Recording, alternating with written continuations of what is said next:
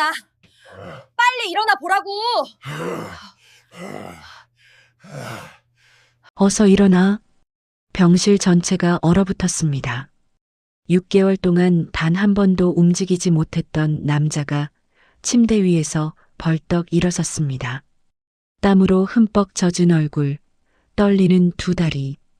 간호사들은 비명을 질렀고 의사는 믿을 수 없다는 표정으로 그를 바라봤습니다. 이게 도대체 어떻게 된 일일까요? 대체 무슨 일이 일어난 걸까요? 하지만 그 순간 병실 구석에 조용히 서 있던 한 여자가 있었습니다. 투박한 옷차림의 그녀는 아무 말 없이 그저 미소만 지었습니다. 평범해 보였던 이 환자에게, 그리고 이상했던 저 간병인에게 도대체 무슨 일이 있었던 걸까요? 이 놀라운 반전의 전체 이야기가 궁금하시다면 시작하기 전 구독과 좋아요 버튼을 눌러주세요. 우리 마을 어르신들처럼 그거 돈 드는 거 아뇨? 하실지 몰라 말씀드립니다. 구독과 좋아요는 공짜입니다. 그리고 어디서 듣고 계시는지 댓글로 남겨주시면 행운 씨든 꽃마차 그곳으로 보내드리겠습니다. 자, 이제 시간을 되돌려 보겠습니다. 6개월 전 한 사고로 모든 것이 멈춘 그날로 강민호는 천장만 바라보고 있었습니다. 새벽 6시 복도에서 들리는 카트 소리, 간호사의 발걸음, 누군가의 신음. 그가 할 수 있는 건 듣는 것뿐이었습니다. 목 아래로는 아무것도 느껴지지 않았습니다. 손가락 하나, 발가락 하나, 그 어떤 것도 자신의 의지대로 움직이지 않았습니다. 환자분, 아침 식사 시간이에요. 젊은 간호사가 들어왔습니다. 그녀는 능숙하게 침대를 올리고 민호의 입에 죽을 떠다 넣었습니다. 마치 아기를 먹이듯이. 민호는 입을 벌렸습니다. 선택의 여지가 없었습니다. 잘 드시네요. 오늘 기분은 좀 어때요? 대답하지 않았습니다. 할 수 있는 말이 없었으니까요. 좋다고 할 수도 나쁘다고 할 수도 없었습니다. 그저 살아있을 뿐이었습니다. 10시쯤 아내가 왔습니다. 이지연은 문을 열고 들어서며 작게 한숨을 쉬었습니다. 피곤한 얼굴이었습니다. 화장기 없는 맨 얼굴, 구겨진 옷차림. 어제 못 왔어. 미안해. 미안하다는 말은 이제 습관처럼 나왔습니다. 진심이 담겨 있는지는 알 수 없었습니다. 그녀는 의자에 앉아 핸드폰을 꺼냈습니다. 민호를 보지 않았습니다. 그저 옆에 있을 뿐이었습니다. 의사 선생님이 그러는데 상태가 별로 안 좋대. 재활 가능성도. 말끝을 흐렸습니다. 차라리 말하지 않는 게 나았을 것을. 민호는 아내를 바라봤습니다. 말하고 싶었습니다. 뭐라도 말하고 싶었습니다. 하지만 목구멍까지 차오르는 건 말이 아니라 분노였습니다. 넌 이미 포기했구나. 30분쯤 지나 아내는 일어났습니다. 나 먼저 갈게. 오늘 일 있어서. 등을 돌렸습니다. 뒷모습이 점점 멀어졌습니다. 문이 닫혔습니다. 다시 혼자였습니다. 오후가 되자 물리치료사가 왔습니다. 중년의 남자였습니다. 그는 매뉴얼대로 민호의 팔과 다리를 움직여 주었습니다. 힘 좀 줘보세요. 아, 안 되는구나. 괜찮아요, 천천히. 괜찮지 않았습니다. 하나도 괜찮지 않았습니다. 치료사는 40분 동안 그의 몸을 만지작거렸습니다. 인형처럼. 민호는 눈을 감았습니다. 차라리 보지 않는 게 나았습니다. 저녁이 되었습니다.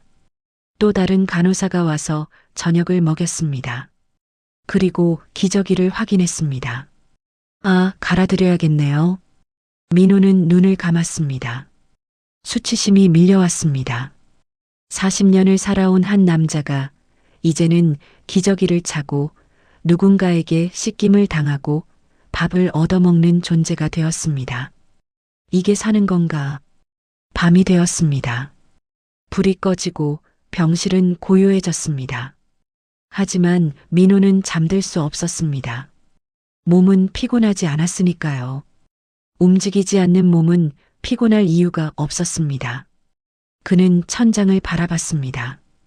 금이 간 페인트, 형광등 자국, 어제도 봤고 오늘도 보는 풍경. 내일도 이럴까? 모레도, 1년 후에도. 그때 복도에서 목소리가 들렸습니다. 새로운 간병인이 내일부터 온답니다. 간호사들의 대화였습니다. 아, 그 사람? 소문 들었어. 좀 특이하다던데. 특이하다니? 말투도 그렇고 방식도 좀, 뭐랄까, 일반적이지 않대. 에이, 그래도 경력은 있다며? 발걸음 소리가 멀어졌습니다. 민호는 눈을 감았습니다. 누가 오든 상관없어. 어차피 다 똑같을 텐데. 하지만 그는 몰랐습니다. 내일부터 모든 것이 달라질 거라는 걸. 다음 날 아침 문이 열렸습니다. 들어온 사람은 민호가 상상했던 간병인과는 전혀 달랐습니다. 40 가까이 되어 보이는 여자였습니다. 화장기 없는 얼굴, 짧게 자른 머리, 편한 운동복 차림. 그녀는 가방을 툭 던지고는 민호를 빤히 쳐다봤습니다. 아, 민호는 눈을 깜빡였습니다. 지금 뭐라고 한 거죠? 야, 임마. 나 박수진이야. 오늘부터 널 맞는다. 반말이었습니다. 처음 보는 사람에게, 환자에게 거침없는 반말. 민호는 황당했습니다. 말을 할 수 있었다면 당장 따졌을 것입니다. 하지만 그는 그저 눈으로만 항의할 수 있었습니다. 수지는 개의치 않았습니다. 그녀는 침대 옆으로 다가와 민호의 얼굴을 가까이서 들여다봤습니다. 표정은 살아있네. 좋아, 그럼 시작해볼까? 무엇을 시작한다는 걸까요? 수지는 민호의 이불을 확 젖혔습니다. 그리고는 환자복을 걷어 올렸습니다. 민호는 당황했습니다. 간호사들도 이렇게 거침없진 않았습니다. 몸 상태 확인 좀 해야지. 가만히 있어. 그녀는 민호의 팔과 다리를, 배와 가슴을 거칠게 만지며 확인했습니다. 마치 물건을 검수하듯이. 민호는 모욕감을 느꼈습니다. 근육 다 죽었네. 이거 제대로 일 많이 해야겠는걸. 일? 무슨 일을 말하는 건가요? 수지는 의자를 끌어다 앉으며 민호를 똑바로 쳐다봤습니다. 너 이름이 뭐더라? 아, 강민호? 좋아, 민호야. 우리 앞으로 친하게 지내자. 친하게?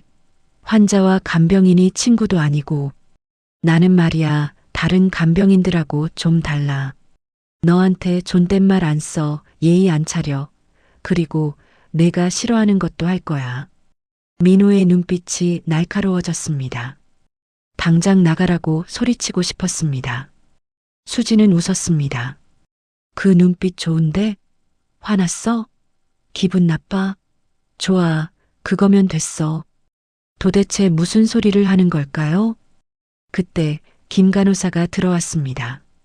수진을 보더니 미간을 찌푸렸습니다. 저기, 간병인 분이시죠? 환자분께 말씀하실 때는 좀 더 조심스럽게. 아, 네네. 알겠습니다. 수지는 간호사에게는 공손하게 대답했습니다. 하지만 간호사가 나가자마자 다시 민호에게 돌아서며 씩 웃었습니다. 연기 좀 해야지. 안 그럼 쫓겨나거든. 민호는 이 여자가 정상이 아니라고 확신했습니다. 점심시간이 되었습니다. 수지는 죽을 떠서 민호의 입에 넣었습니다. 그런데 속도가 너무 빨랐습니다. 민호가 삼키기도 전에 다음 숟가락이 들어왔습니다. 못 삼켜? 그럼 노력해. 힘줘봐. 민호는 사례가 들렸습니다. 기침을 했습니다. 하지만 수지는 등을 두드려주지 않았습니다. 그저 지켜볼 뿐이었습니다. 스스로 해결해. 너 할 수 있어. 할 수 없었습니다. 몸을 가눌 수도 없는데 어떻게. 결국 간신히 삼켰습니다. 수지는 고개를 끄덕였습니다. 봐, 했잖아. 다음. 오후에는 더 이상했습니다. 수지는 민호의 몸을 움직이기 시작했습니다. 하지만 물리치료사처럼 부드럽게가 아니었습니다. 팔을 확 잡아당기고 다리를 거칠게 구부렸습니다. 아프면 소리 질러. 참지 말고. 아팠습니다. 하지만 소리를 지를 수 없었습니다. 민호는 이를 악물었습니다. 참네. 자존심 있구만. 좋아. 그럼 더 해보자. 그녀는 더 강하게 밀고 당겼습니다. 민호는 눈을 질끈 감았습니다. 저녁이 되었습니다. 수지는 기저귀를 확인하며 말했습니다. 응가했네? 우리 새끼 착하게 응가다 했어? 민호는 치욕스러웠습니다. 새끼라니, 응가라니, 40살 남자를 아기 취급하다니. 화났어? 기분 나빠? 근데 말이야, 화나는 게 좋은 거야. 그게 살아있다는 증거거든. 수지는 민호를 씻기며 계속 말했습니다. 너 지금 죽은 거랑 다를 바 없잖아. 근데 죽은 사람은 화도 안 나. 넌 화가 나잖아. 그럼 살아있는 거지. 민호는 그녀를 쏘아봤습니다. 증오의 눈빛으로. 수지는 만족스럽게 웃었습니다. 그래, 그 눈빛. 나 죽일 것처럼 쳐다봐. 그거 좋아. 밤이 되었습니다. 수지는 간이 침대를 펴고 누우며 말했습니다. 나 여기서 잘 거야. 24시간 너랑 붙어 있을 거니까. 도망 못 가. 민호는 천장을 바라봤습니다. 이 여자를 당장 내보내야 해. 하지만 말할 수 없었습니다. 움직일 수도 없었습니다. 어둠 속에서 수진의 목소리가 들렸습니다. 민호야, 너 나한테서 도망 못 가. 왜냐면 말이지. 잠시 침묵이 흘렀습니다. 넌 날 필요로 하거든. 곧 알게 될 거야. 민호는 눈을 감았습니다. 하지만 잠들 수 없었습니다. 이상한 간병인 박수진. 그녀가 대체 무엇을 하려는 건지 민호는 알 수 없었습니다. 일주일이 지났습니다. 수진의 방식은 점점 더 이상해졌습니다. 아침마다 그녀는 민호를 깨우며 소리쳤습니다. 일어나. 해 떴다. 민호는 이미 깨어 있었지만 수진은 개의치 않고 이불을 확 걷어냈습니다. 자냐 마냐가 뭐가 달라. 어차피 누워만 있는데. 그 말이 민호를 찔렀습니다. 정확히 급소를 찌르는 말이었습니다. 화났어? 그래, 화내. 더 화내봐. 수지는 민호의 환자복을 벗기며 계속 말했습니다. 너 지금 뭐 하고 싶어? 이 여자 때리고 싶지? 목 조르고 싶지? 근데 못하잖아. 손가락 하나 까딱 못하잖아. 민호의 눈에서 눈물이 흘렀습니다. 분노의 눈물이었으며 수지는 그 눈물을 닦아주지 않았습니다. 울지 마. 눈물은 포기한 사람이 흘리는 거야. 그날 오후 수지는 민호를 휠체어에 태웠습니다. 오늘은 복도 산책 간다. 민호는 거부하고 싶었습니다. 다른 환자들, 보호자들의 시선이 싫었으니까요. 하지만 수지는 강제로 민호를 복도로 끌고 나갔습니다. 왜 숨어 있어? 창피해? 근데 말이야, 창피한 건 내가 아니라 너를 쳐다보는 놈들이야. 복도를 지나가며 사람들이 민호를 봤습니다. 동정 어린 눈빛, 불편한 표정들. 민호는 시선을 피했습니다. 수진이 갑자기 휠체어를 멈추고 민호 앞에 쪼그려 앉았습니다. 고개 들어. 민호는 듣지 않았습니다. 고개 들라고. 수진의 목소리가 거칠어졌고 민호는 마지못해 고개를 들었습니다. 봐, 저기 저 할아버지. 저 사람도 너랑 똑같아. 그리고 저기 저 아줌마도. 다들 뭔가 잃고 여기 있는 거야. 근데 차이가 뭔지 알아? 저 사람들은 포기했어. 너도 포기할 거야? 민호는 대답할 수 없었지만 눈빛으로 말했습니다. 난 포기 안 해. 수지는 미소 지었습니다. 그래, 그 눈빛. 내가 원하던 게 바로 그거야. 병실로 돌아온 후 김 간호사가 찾아왔습니다. 수진 씨, 잠깐 이야기 좀 할 수 있을까요? 두 사람은 복도로 나갔고 민호는 들을 수 있었습니다. 환자분께 너무 심하신 것 같아요. 치료도 정식 매뉴얼을 안 따르시고 제 방식이 있어요. 하지만 환자분이 스트레스 받으시면 스트레스가 약이에요. 뭐라고요? 저 환자 지금 죽어가고 있어요. 몸이 아니라 마음이요. 마음이 죽으면 몸도 따라 죽어요. 김 간호사는 한숨을 쉬었습니다. 그래도 방법이라는 게 있잖아요. 제 방법이 틀렸다는 증거 있어요? 침묵이 흘렀습니다. 일단은 지켜보겠습니다. 하지만 환자분께 해가 되면 바로 보고할 거예요. 발걸음 소리가 멀어졌고 수진이 들어와 민호를 보며 씩 웃었습니다. 들었지? 나 곧 쫓겨날 수도 있어. 그럼 우리 시간이 없는데? 그날 밤 수진은 민호의 손을 잡았습니다. 느껴져? 아무것도 느껴지지 않았습니다. 거짓말. 분명 뭔가 느껴질 거야. 아주 조금이라도. 수진은 민호의 손가락을 하나씩 구부렸습니다. 천천히 반복적으로. 내 몸은 죽은 게 아니야. 잠든 거야. 깨워야 해. 그런데 말이지, 몸을 깨우려면 먼저 마음을 흔들어야 돼. 민호는 그녀를 쳐다봤습니다. 너한테 화나지? 나 때문에 수치스럽지? 좋아. 그럼 그 감정을 손가락 끝으로 보내봐. 집중해. 나를 때리고 싶다는 생각을 손가락에 담아봐. 움직이고 싶다는 욕망을. 수지는 계속 손가락을 구부리고 펴기를 반복했습니다. 10분, 20분, 30분. 그때였습니다. 민호의 검지손가락이 아주 미세하게 떨렸습니다. 1mm도 안 되는 움직임. 눈으로 확인하기도 어려운 작은 떨림. 하지만 민호는 느꼈습니다. 분명히 느꼈습니다. 수진도 봤습니다. 그녀의 눈이 커졌습니다. 맞지? 민호는 숨을 멈췄습니다. 다시 해봐. 한 번 더.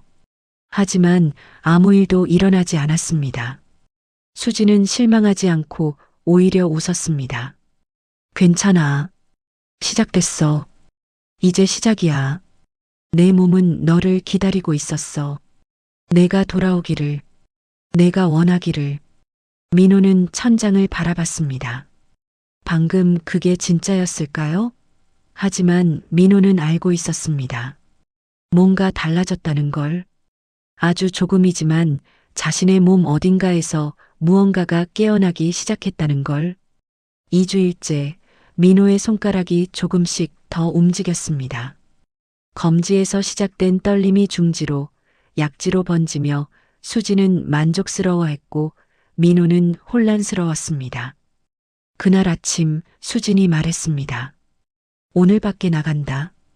민호는 고개를 저었지만 수지는 개의치 않고 평상복을 입혔습니다. 오랜만에 입는 일상복. 환자복이 아닌 옷을 입으니 조금은 사람 같다는 느낌이 들었습니다. 휠체어에 앉은 민호를 끌고 수지는 병원 밖으로 나갔습니다. 햇빛이 눈부셨습니다. 6개월 만에 느끼는 바깥 공기, 자동차 소리, 사람들의 웃음소리, 바람의 촉감. 민호는 눈을 감았습니다. 눈 떠. 도망치지 마. 세상은 여전히 돌아가고 있어. 너 없이도. 그 말이 가슴을 찔렀습니다. 수지는 민호를 근처 공원으로 데려갔습니다. 사람들이 산책하고 아이들이 뛰어놀고 연인들이 벤치에 앉아 있었습니다. 평범한 일상, 민호에게는 이제 불가능한 풍경. 수진이 벤치 앞에서 멈추며 물었습니다. 여기 자주 왔어? 내 아내한테 들었어. 데이트 코스였다며. 이지영과 자주 오던 공원이었습니다. 주말마다 산책하고 저녁 먹던 곳, 행복했던 시절의 흔적. 수진이 민호 앞에 쪼그려 앉아 눈을 마주쳤습니다. 너 완벽주의자지? 눈빛만 봐도 알아. 모든 걸 통제하려 했을 거야. 계획 세우고 관리하고 완벽하게 만들려고. 정확했습니다. 민호는 그런 사람이었으며 모든 것을 계획하고 틀 안에 맞추고 실수를 용납하지 않았습니다. 근데 지금은 넌 아무것도 통제 못해. 내 몸도, 내 삶도, 심지어 내 아내도. 민호의 눈에 분노가 차올랐습니다. 화났어? 좋아. 그럼 물어볼게. 넌 다시 서고 싶어? 아니면 그냥 이대로 살고 싶어? 서고 싶었습니다. 다시 걷고 움직이고 통제하고 싶었습니다. 그럼 포기해야 할 게 있어. 내 자존심, 내 완벽함, 내가 만든 틀. 다 버려야 돼. 왜냐면 회복은 완벽하지 않거든. 더럽고 추하고 수치스러워. 그걸 받아들일 수 있어? 민호는 망설였습니다. 생각해봐. 너 지금 완벽한 척하느라 죽어가고 있어. 완벽하게 포기하고 완벽하게 체념하고. 그게 더 편하니까. 난 널 편하게 해주려는 게 아니야. 살리려는 거야. 그때 지나가던 한 남자가 민호를 봤습니다. 민호 씨? 강민호 씨 맞죠? 옛 직장 동료였습니다. 민호는 피하고 싶었습니다. 어떻게 된 거예요? 사고 당했다고 들었어요. 회사는 잘 돌아가요. 민호 씨 없어서 좀 혼란스러웠지만 이제 정리됐어요. 빨리 나으세요. 그 말이 끝나자 남자는 떠났고 민호는 주먹을 쥐려 했습니다. 손가락이 조금 구부러졌습니다. 수진이 봤습니다. 맞지? 화나니까 움직여. 분노는 약이야. 민호는 떨리는 손을 보았습니다. 감정이 몸을 움직였습니다. 수치심이, 분노가, 욕망이 신경을 깨웠습니다. 내 몸은 내 마음을 따라가. 마음이 원하면 몸도 따라와. 그러니까 이제 진짜로 원해봐. 다시 서는 걸, 걷는 걸. 병원으로 돌아가는 길, 민호는 생각했습니다. 나는 원하고 있는 걸까? 그날 밤 민호는 손가락을 움직여 봤습니다. 천천히 조금씩. 이전보다 더 많이 움직였습니다. 수진이 옆에서 말했습니다. 시작됐어, 민호야. 진짜 싸움이. 한 달이 지났습니다. 민호의 변화는 점점 빨라졌습니다. 손가락에서 시작된 움직임이 손목으로, 팔꿈치로 번지며 발가락도 조금씩 반응했습니다. 그날 아침 수진이 말했습니다. 오늘은 내가 스스로 일어나는 거야. 민호는 눈을 크게 떴지만 수진은 민호의 손을 잡고 천천히 일으켰습니다. 민호의 상체가 조금씩 올라가며 복근이 떨렸고 목이 긴장했습니다. 땀이 흘렀고 숨이 거칠어졌습니다. 포기하지 마. 조금만 더. 민호는 이를 악물었습니다. 근육이 불타는 것 같았고 6개월간 잠들었던 몸이 비명을 질렀습니다. 하나, 둘, 셋. 순간 민호의 상체가 완전히 일어섰습니다. 침대에 앉은 자세. 수진이 손을 놓았는데도 민호는 쓰러지지 않았습니다. 해냈어. 수진이 웃었고 민호는 믿을 수 없었습니다. 스스로 앉아있다는 게, 이게 정말 가능하다는 게. 그때 아내 이지연이 들어와 민호가 앉아있는 모습을 보고 입을 막았습니다. 어떻게? 열심히 했어요. 수진이 대답했습니다. 이지연은 민호에게 다가와 눈물을 흘렸고 민호는 처음으로 아내에게 손을 뻗었습니다. 떨리는 손이었지만 분명히 움직였으며 이지연은 그 손을 잡았습니다. 미안해, 나 너무 힘들어서. 이지연이 울먹였고 민호는 손을 꽉 쥐었습니다. 괜찮다고, 이해한다고. 오후 의사가 와서 말했습니다. 강민호 씨, 놀라운 회복이네요. 솔직히 저도 이런 경우는 처음입니다. 계속 이렇게 하시면 곧 걸을 수도 있을 것 같습니다. 의사가 나간 후 수진이 물었습니다. 민호야, 너 사고 전에 뭐 했어? 민호는 망설이다 손가락으로 허공에 글자를 썼습니다. 기억 이응 지읒.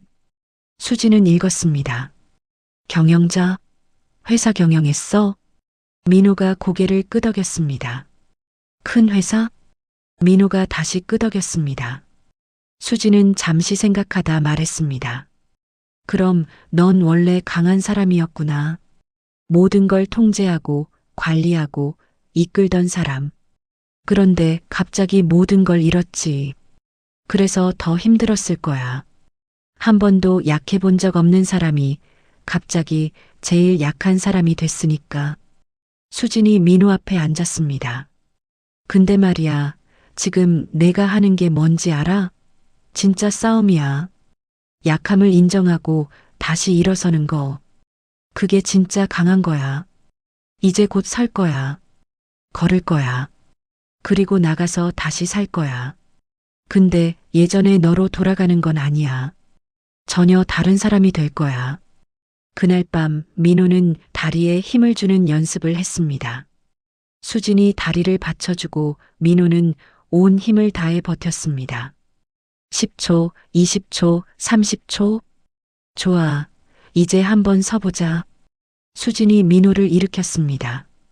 민호의 발이 바닥에 닿았고 무릎이 떨렸습니다.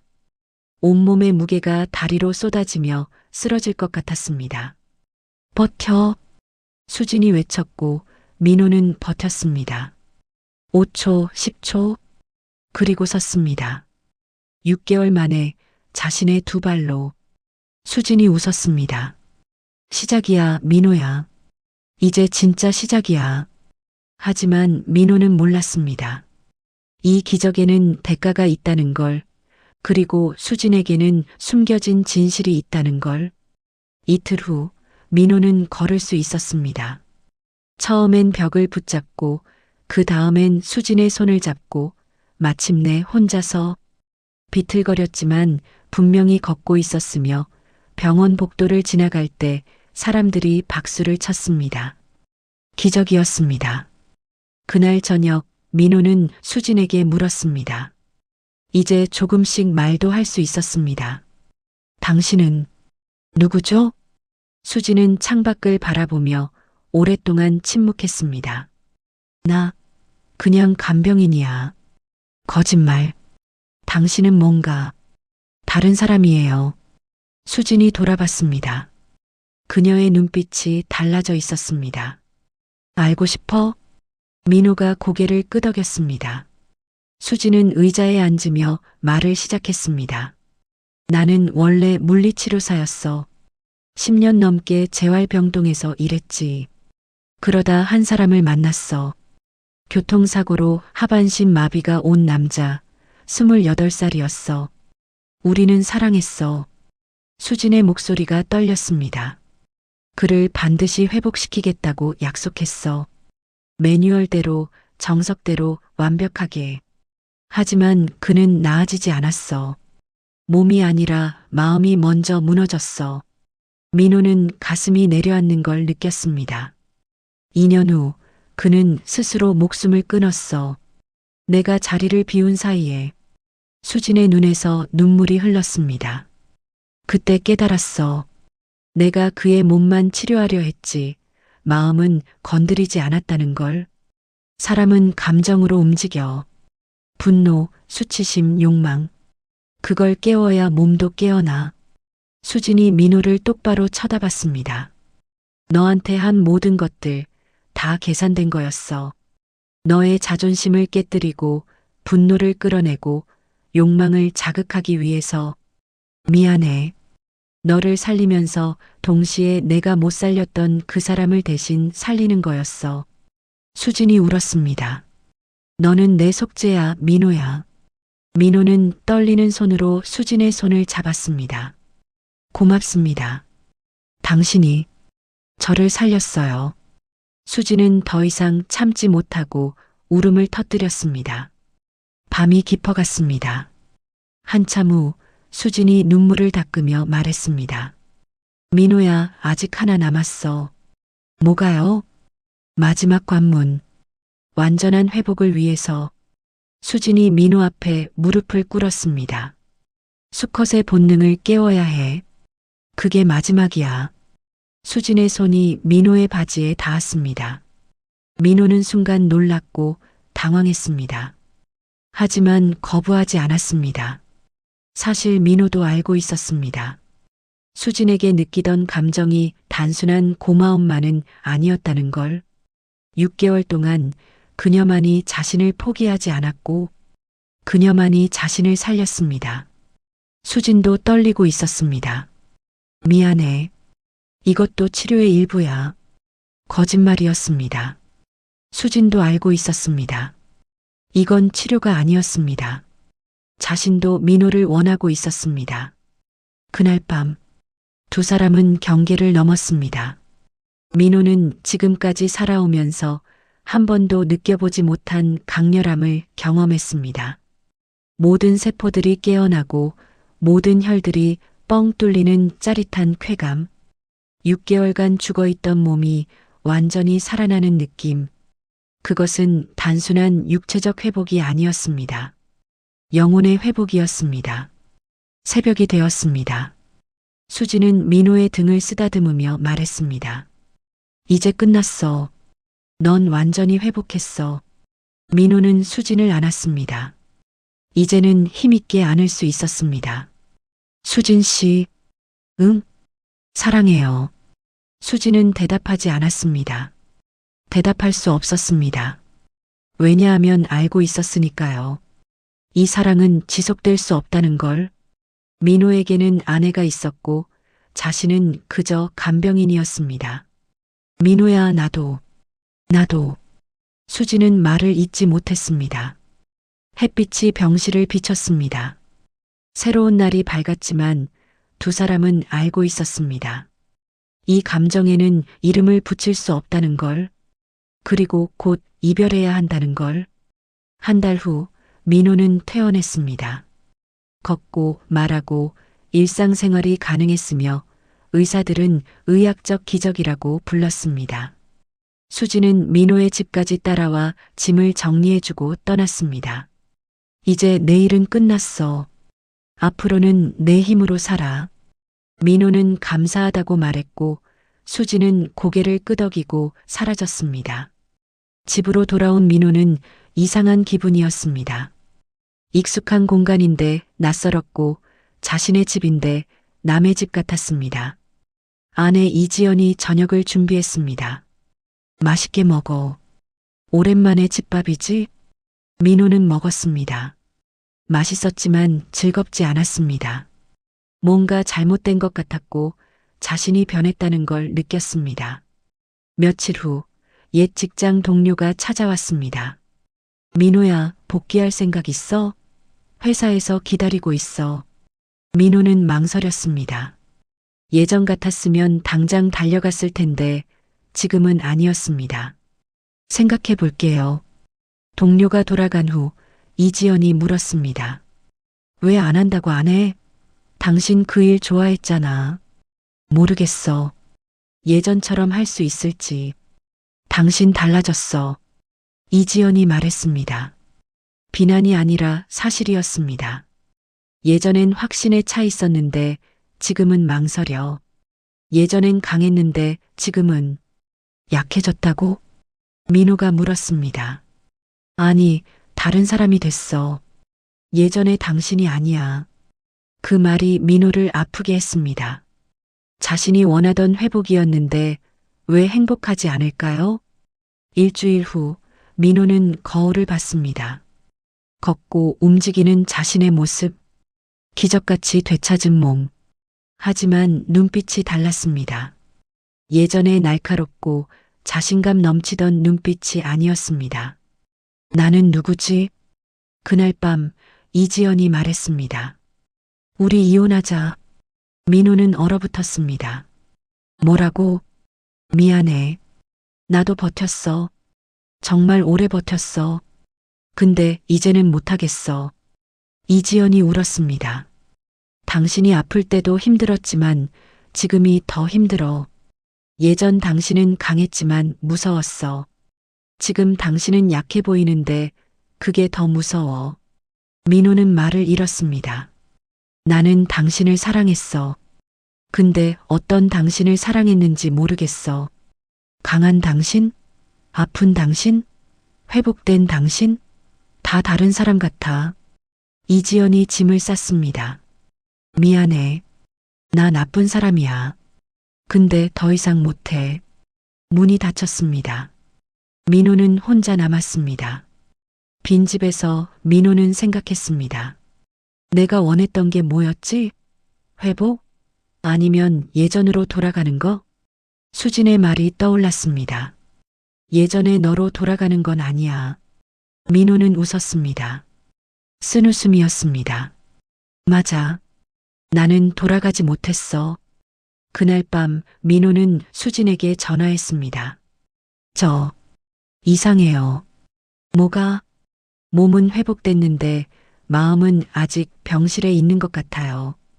걷는데 걷는 것 같지 않고 살아있는데 살아있는 것 같지 않아요. 수진이 한참 침묵하다 말했습니다. 그게 진짜 회복이야, 민호야. 무슨 소리예요? 예전으로 돌아가는 게 회복이 아니야. 완전히 새로운 사람이 되는 게 회복이야. 근데 그게 무서운 거지. 낯선 자신과 만나는 게. 민호는 눈물이 났습니다. 저는 어떻게 해야 하죠? 걸어. 넘어지고 일어서고 다시 걸어. 그게 다야. 전화가 끊겼습니다. 민호는 창밖을 봤습니다. 어둠 속에서 가로등이 길을 비추고 있었으며 그 길은 어디로 가는지 알 수 없었습니다. 하지만 걸어야 했습니다. 낯선 자신으로, 낯선 미래로. 3개월 후 민호는 작은 카페에서 일하고 있었습니다. 경영자가 아닌 바리스타로, 완벽주의자가 아닌 그저 배우는 사람으로 커피를 내리고 손님을 맞고 실수하고 웃었습니다. 처음이시죠? 괜찮아요. 천천히 하세요. 사장이 말했습니다. 민호는 고개를 숙였습니다. 예전의 자신이었다면 견딜 수 없었을 말이었지만 지금은 고마웠습니다. 어느 날 오후 수진이 카페에 왔습니다. 여기서 일해? 민호는 놀라며 웃었습니다. 네. 놀랍죠? 전혀. 어울려. 수진은 커피를 주문했고 민호는 서툴게 만들어 건넸습니다. 수진은 한 모금 마시고 말했습니다. 맛없는데? 죄송해요. 아직 배우는 중이라. 농담이야. 맛있어. 두 사람은 테이블에 마주 앉았습니다. 어때? 살만해? 수진이 물었습니다. 모르겠어요. 예전처럼 확신이 없어요. 근데 괜찮아요. 그게 더 편한 것 같아요. 민호가 대답했습니다. 아내는 이혼했어요. 서로를 위해 좋은 선택이었어요. 수지는 고개를 끄덕였습니다. 후회해? 가끔요. 근데 붙잡을 수 없었어요. 저도 그녀도 너무 변했으니까. 민호가 커피를 마시며 말했습니다. 당신은요? 여전히 간병이래요? 응. 지금도 한 환자를 맡고 있어. 너만큼은 안 힘들지만. 수진이 웃었습니다. 저 힘들었어요? 엄청. 너만큼 고집 센 환자는 처음이었어. 두 사람은 웃었습니다. 편안한 웃음이었습니다. 수진 씨, 민호가 진지하게 말했습니다. 당신이 살린 건 제 몸만이 아니에요. 제 마음도 제 삶도요. 감사해요. 수진의 눈이 촉촉해졌습니다. 나도 고마워. 내가 살아줘서, 내가 포기하지 않아줘서. 침묵이 흘렀습니다. 따뜻한 침묵이었습니다. 나 이제 갈게. 환자가 기다려. 수진이 일어서며 말했습니다. 또 올게요. 커피 마시러. 그래. 그때는 맛있게 만들어줄게. 수진이 문을 나서며 돌아봤습니다. 민호야, 너 지금 걷고 있어. 제대로 문이 닫혔습니다. 민호는 창밖을 봤습니다. 수진의 뒷모습이 길을 따라 멀어졌고 그녀는 돌아보지 않았습니다. 그날 저녁 민호는 거울 앞에 섰습니다. 환자복이 아닌 일상복을 입은 자신, 휠체어가 아닌 두 발로 선 자신, 낯설었지만 괜찮았습니다.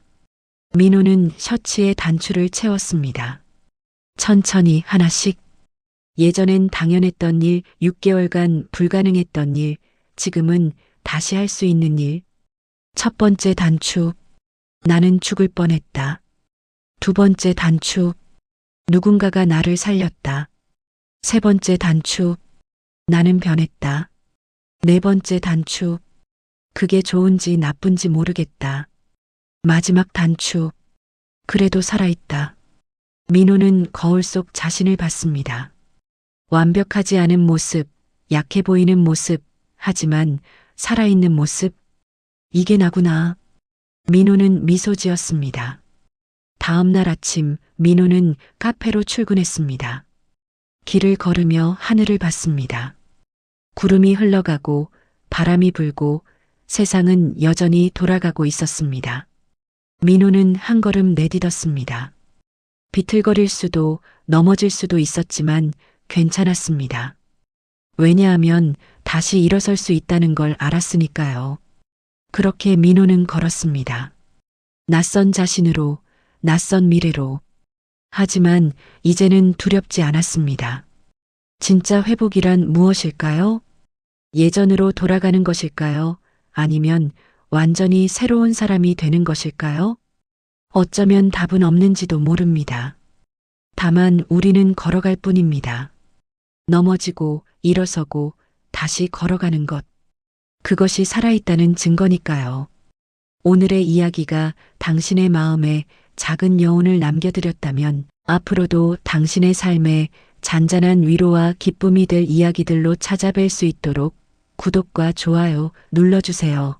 그리고 사연의 주인공을 위한 공감의 댓글 남겨주시면 행운 시든 꽃마차 그곳으로 보내드리겠습니다. 끝까지 시청해주셔서 감사합니다. 또 내일도 사연 시든 꽃마차 달려오겠습니다.